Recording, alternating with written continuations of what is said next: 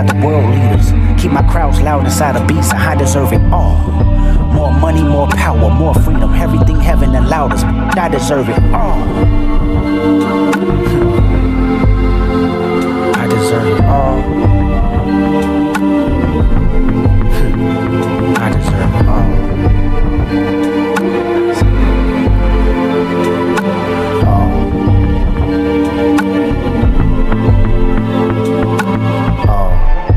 My intentions was pure, even when you wasn't sure, even with every allure. How much temptation you endured, you probably look for every cure. I said I deserve it all. I'm waking up at 6 a.m., 6 miles a day, conditioning my wind. I said I deserve it all. I'm showing up as your friend, telling truths better than your next of kin. I said I deserve it all. I never asked for too much credit, seeking validation just for the aesthetic. Welcome back to another one, guys. It's Mark, it's the Koopa, and we're doing the Warriors again. This is the last Warrior quest. It's a good one. It's a nice one. We're going to get all of these damn skill points. We're going to fight the true enemy.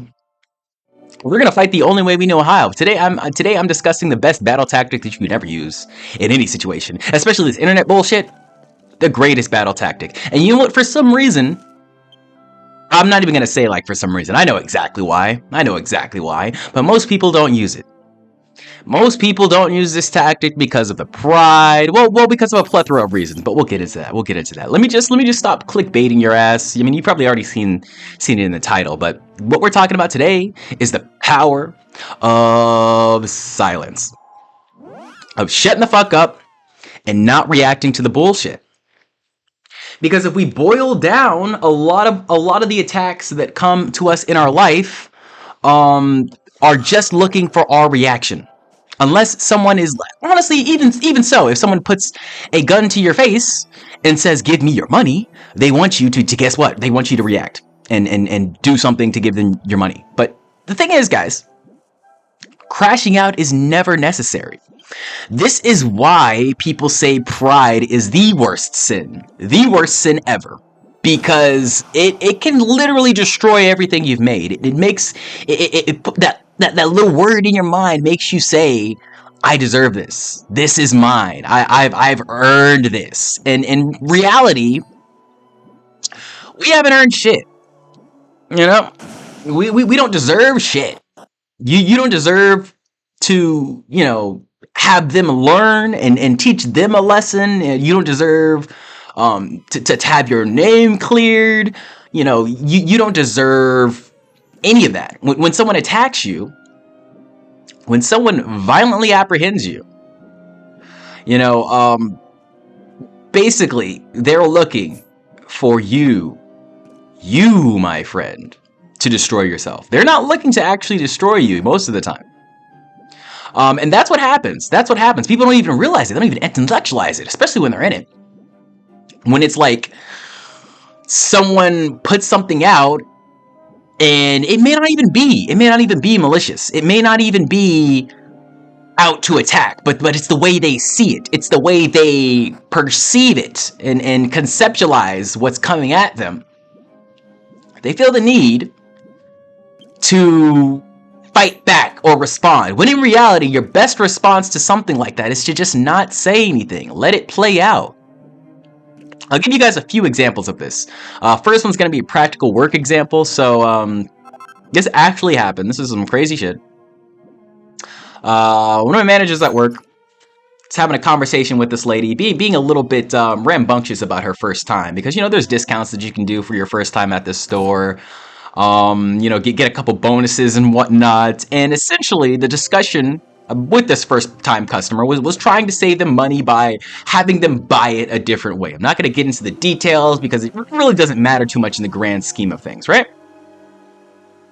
And so there was a bit of a discussion. It lasted a little bit of a time, and the consensus was reached that she just wanted to get, what she had came in here for. And what our lovely manager did, was kind of like argue against that and be like, okay, if you want to blah, blah, blah, you know what I'm saying? And just kind of act a little bit superior towards her. Like, of course you are superior. You do have, the manager role and position, but you have to remember, even in customer service, we are all humans. Even if the person in front of you forgets that you are a human, that does not give you full reign to forget that they are a human. So reacting to this, you know, sort of, not even attack, but, you know, just superiority thing, whatever. You think you're better than me, you think you're smarter than me. Reacting to that, the lady, you know, obviously said some horrible words on her way out. She said something bad about our Google reviews, of which we have a lot of good ones, right? It's like a 4.8, 4.9, whatever. Who cares what it is, right? On the way out, she screams some stuff like, that's why you have bad Google reviews or whatever the fuck. And our wonderful manager decides to call back to her. Oh, no, we got 4.8, we got 4.9. It's like, come on, man. You know, that's exactly what they want. You know, that's exactly why they said that. I refuse to believe that in the age of internet, the age of eternal connection and information, that people don't have the simple facts like this exactly on their mind. Especially, and I'm not even gonna, you know, get into the whole gender war or anything, but I'm just gonna say this customer that was very mad was a woman, and I've noticed a lot.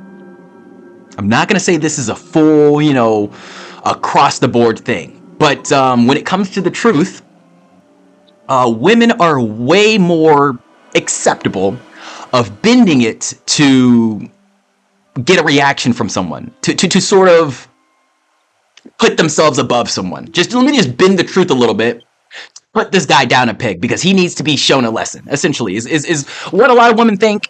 And I feel like it's corroborated in a lot of closeted spaces around other women, because it's like, you know, the men are the patriarchy. They're constantly ruining us. So who cares? I'm gonna put this manager down a peg by openly lying about these Google reviews and having him crash the fuck out.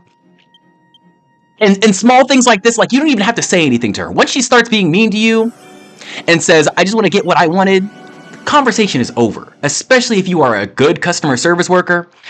You know, it's not that the customer is always right. It's that the customer needs to get the fuck out of here as fast as possible. That's all it is. And how do you get the fuck out of here as fast as possible? You let them know what you want goes. Get out. Buy your shit and get out. We don't want you here. And essentially, if they're not being violent or obstructing anyone else's rights, then they deserve to buy what they want and get out. And you deserve to, you know, talk shit about them when they leave, but not as they're walking out the door and you gotta call back to them. Like, that's just so unnecessary. And it's just like, who does this really solve? It just makes you more angry about it. He was angry about it for, you know, a couple minutes afterwards. We're not gonna say how long, but, and then it makes her angry about it because she's like, that motherfucker called me back. You know, she might even crash in her car. Who really cares about her? But the thing is, it doesn't help anybody. It doesn't aid anything. But see, the difference here is if you were silent and shut the fuck up, what you would have to do is she would have to look back at her last comment. She would have to look back at that and analyze that and be like, why did I say that? That wasn't even true. I wonder if he felt that the right way. I wonder if he did that. And eventually they'll destroy themselves. Now that you've said that, she'll feel vindicated. She'll feel like, yeah, he's crashing out. Oh, he got to brag about his reviews. Oh, he's conceited. And she'll go home and tell this story like, damn, this fucking annoying ass fucking retail worker trying to tell me how to spend my money to her boyfriend or whatever. And then they're going to be on their side because they don't even know who this other guy is. But yeah, I don't even have time for my other example. But that's essentially what I'm saying, guys. The silence is necessary for maturity. And what do people like? They like mature, stable individuals, stoic individuals. I mean, essentially, that's what makes the world go round. But I feel like we're running more and more out of, like, not like positive growth, because people are growing up but losing that childlike aspect of them and just becoming like boring kids. It's weird. Don't be a boring kid. Love yourself. I'll see you next time, okay? Remember, silence is our greatest weapon.